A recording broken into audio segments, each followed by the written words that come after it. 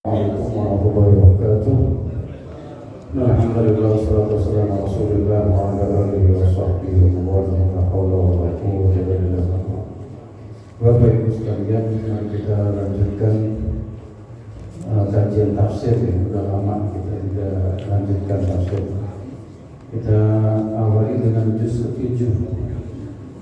Juz ke-7 awal-awal yang pertama ya. Yaitu dari bagian surat Al-An'am. Ya, sebetulnya sudah saya share kegiatan taklim kita ke jamaah luar, memang malam sampingnya ada yang barengan. Jadi kita ini kan paling jauh, jadi sekarang ini jauh.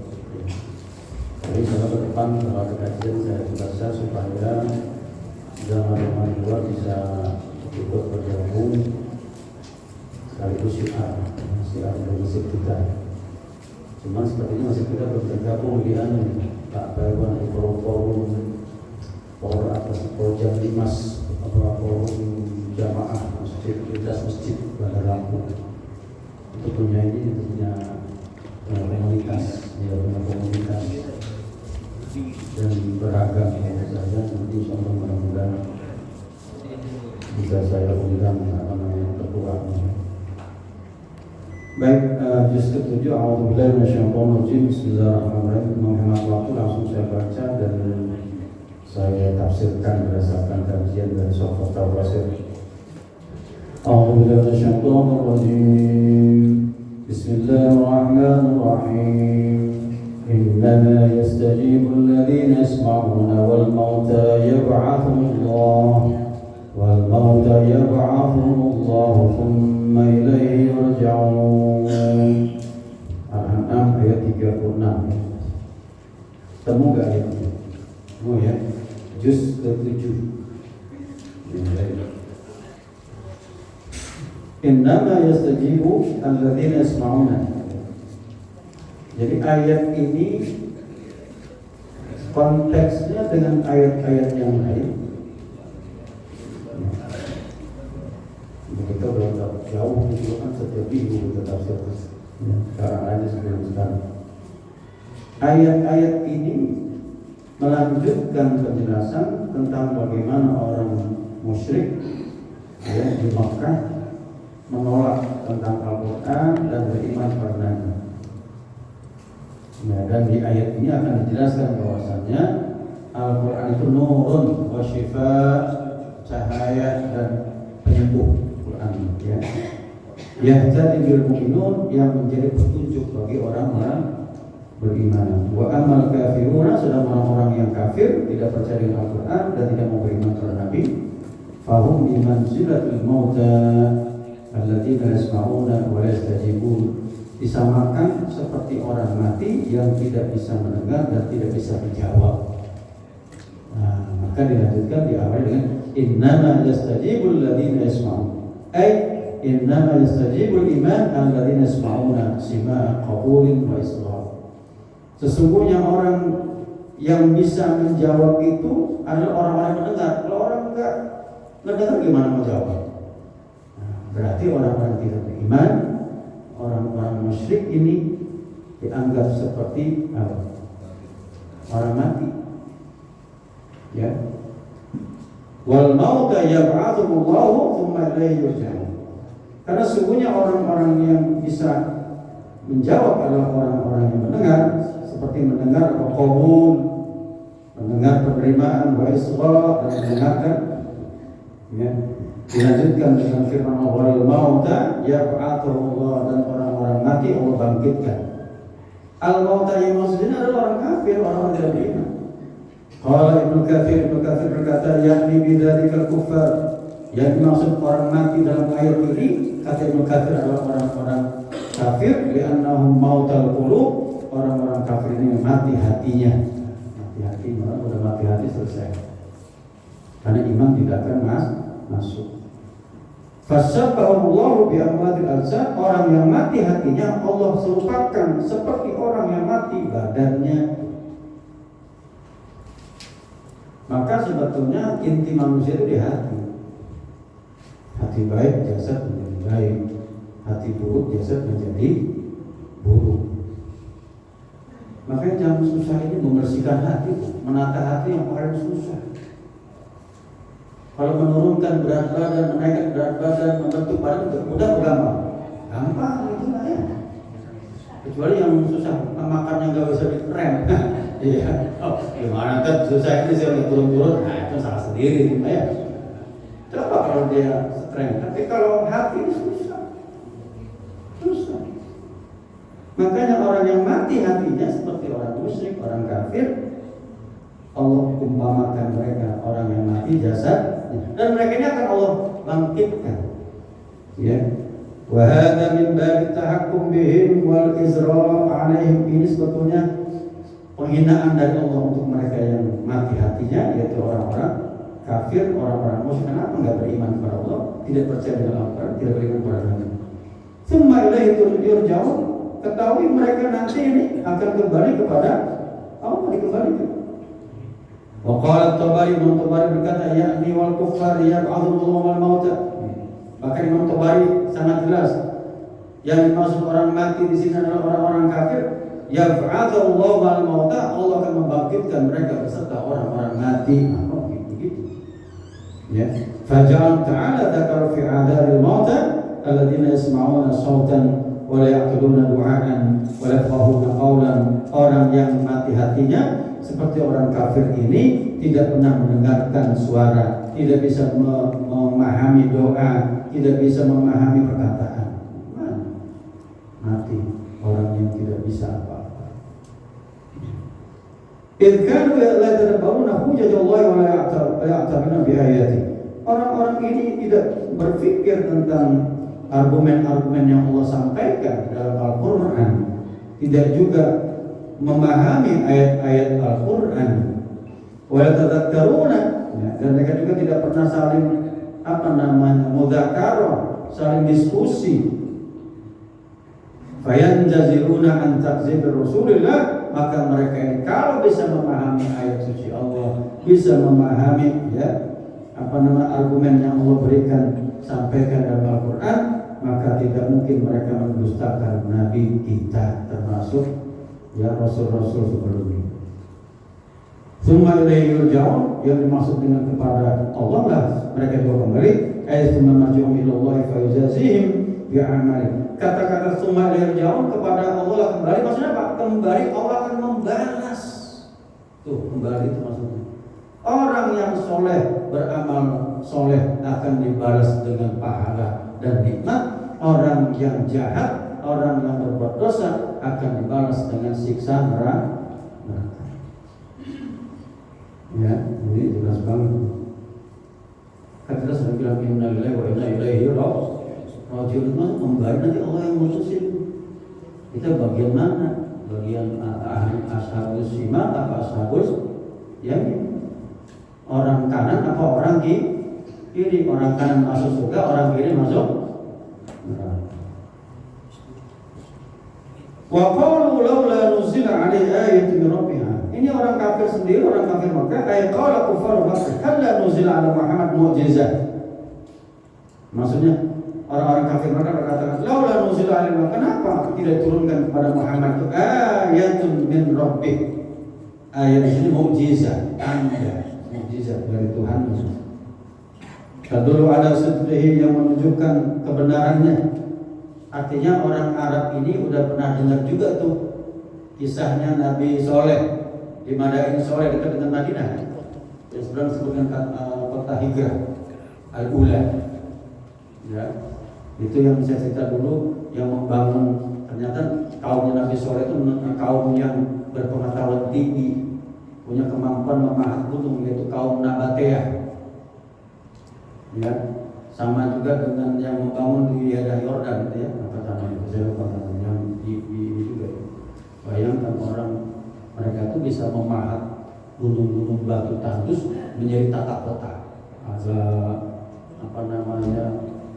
tempat tidurnya, rumah-rumah, ada istana, ya ada pemakaman, ada pengairan, ada pasar. Sampai sekarang masih ada, jejaknya masih ada. Ya. Kata apa namanya, kata mereka, kenapa tidak diberikan mukjizat Muhammad? Seperti apa? Didatangkan unta. Kan Nabi Soleh kan dikeluarkan unta kan? Karena Nabi Soleh kan nggak bisa apa-apa. Bagaimana caranya menantang orang Nabatea ini yang bangga dengan teknologi? Jadi bicara orang dulu, mohon maaf ya, ini terulang-ulang sejarah ini. Orang yang berperadaban tinggi, ini yang pernah diteliti ya sama mahasiswa saya. Orang semakin tinggi peradaban orang, ilmu semakin tinggi peradabannya, itu bisa menjadi jebakan, menjadi kafir. Dan terbukti Nabatea ini canggih banget. Nggak ada waktu itu proklit, nggak ada itu bulldozer, itu bisa membangun istana dari batu. Ya, akhirnya apa? Gimana caranya mengalahkan teknologi mereka?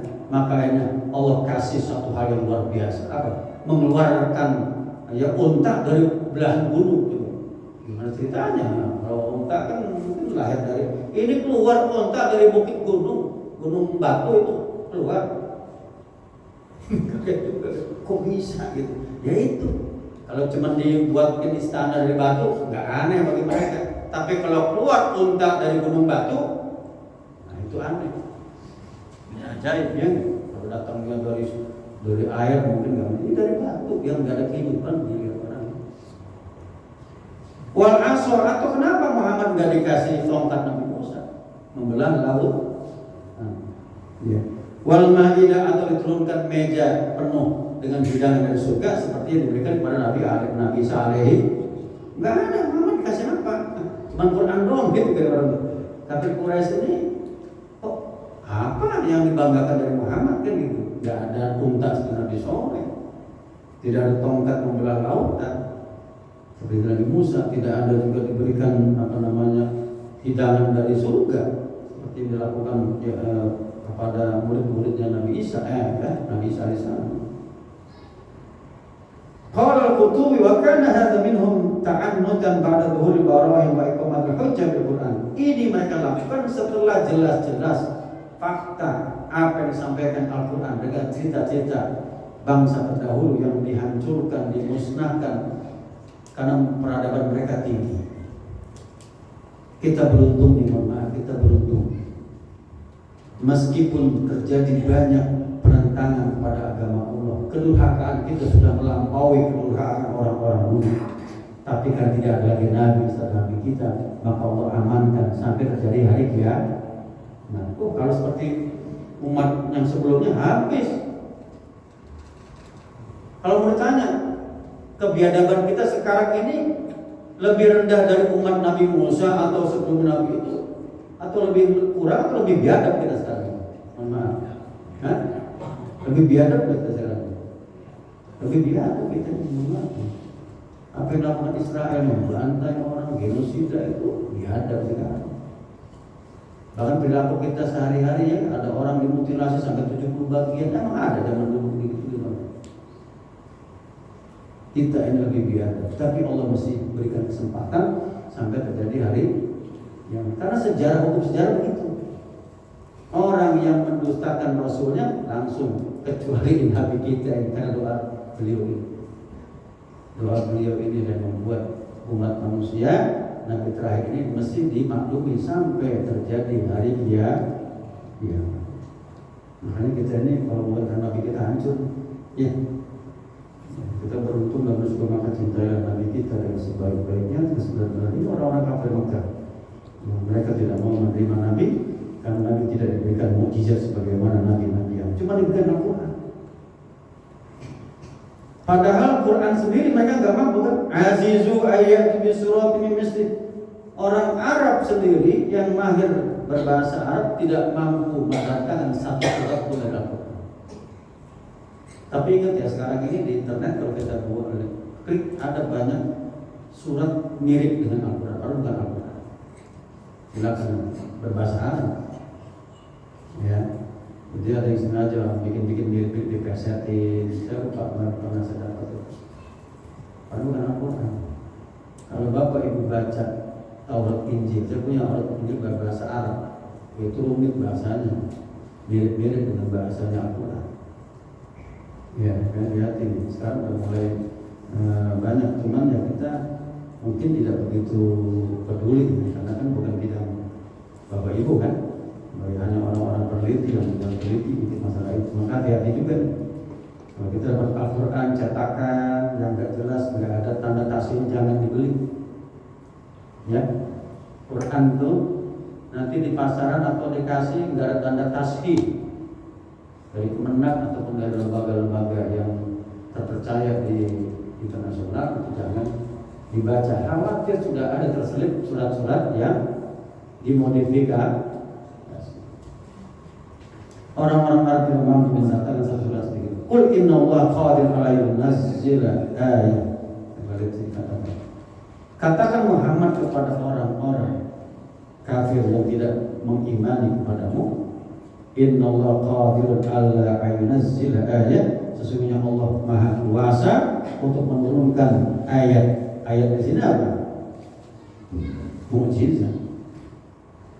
Walakinna aktsarahum la ya'lamun, tapi kebanyakan mereka ya tidak mengetahui. Ayla ya'lamuna an inzala yastajibu lahu bala. Kenapa dikatakan walakin aktsarahum la ya'lamun? Karena begini, bila diturunkan mukjizat sebagai bukti, ternyata mereka nggak iman, selesai. Itu yang terjadi pada muridnya ya Nabi Isa alaihi salam, minta Nabi Isa tolong turunkan hidangan dari surga. Makanya ada surat Al-Ma'idah itu tidak gitu. Kata Allah, Isa katakan kepada pengikutmu, ketika ini turun, aku turunkan, aku ijabah ini turun hidangan dari surga. Kalau nggak ada yang beriman setelah itu, maka aku siksa dengan seperti-seperti. Tidak ada ampun. Nah itu ancaman Allah, saya terbukti umat-umat terdahulu turun minta mujizat, diturun nggak beriman, sudah akan diberi siksa yang pedih baik di dunia maupun di akhirat. Kita sudah banyak baca ceritanya Bani Israil ya, di zaman Nabi Musa alaihissalam, bagaimana Allah permalukan.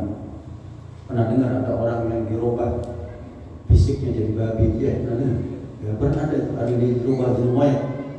Ada, nanti ketemu kita ayat-ayat. Ya. Ayla ya'lamun anzala istajibu lahu bala bi annahu law anzalaha waffaqa man anzalahu thumma lam yu'minu la'ajalahum bil uqubah.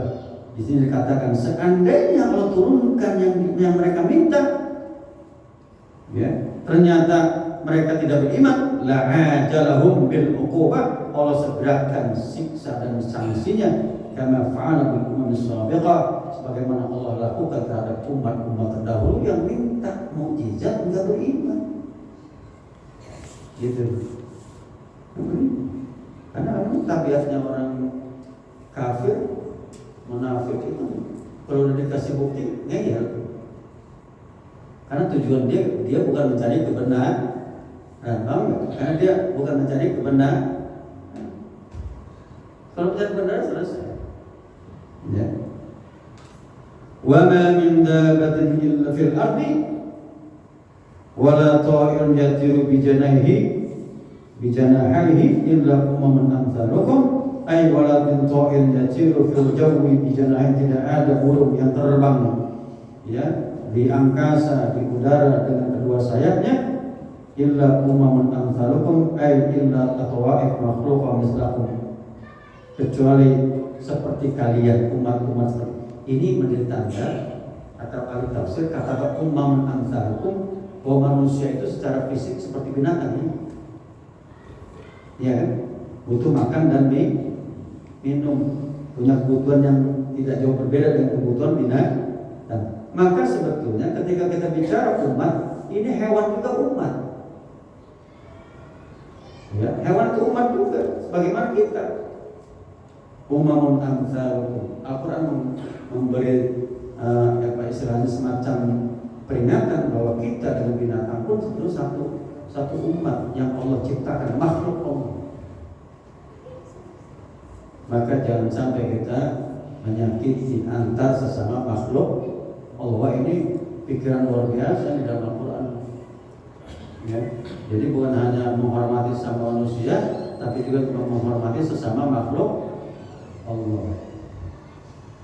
Nabi kita luar biasa sayangnya sama binatang. Dan banyak ceritanya, kalau saya cerita, Nabi pernah didatangi oleh seekor unta, menangis, laporan, Nabi, saya disiksa sama majikan saya. Banyak sekali cerita Nabi. Ya, jadi ya kalau Nabi kan Nabi paham, kalau kita kan nggak paham. Kalau kita paham bahasa binatang kacau, kita nggak bisa makan gitu. Mau beli ayam, ayamnya ngomong, ya nggak? Iya. Mau beli ikan, ngomong, ikan nggak jadi kita makan ikan. Ya. Jadi kita diumpamakan seperti apa tadi, burung yang terbang, ya. Kecuali seperti kalian, apa namanya? Makhluqah mislakum, mereka makhluk seperti kalian. Khalaqahallahu, Allah ciptakan mereka. Wa qaddara ahwalaha, dan Allah tetapkan apa namanya kondisinya, wa arzaqaha, rizkinya, wa ajal, dan umurnya. Jadi burung itu ada rezekinya, ada. Ini kan burung disangkar saya, iya sangkar sampean kan. Ya. Artinya apa? Kalau saya nggak kasih makan, mati dong burungnya. Mati kan kira-kira punya burung kalau di sana nggak bisa makan, mati. Jadi mati kan siapa? Sampean.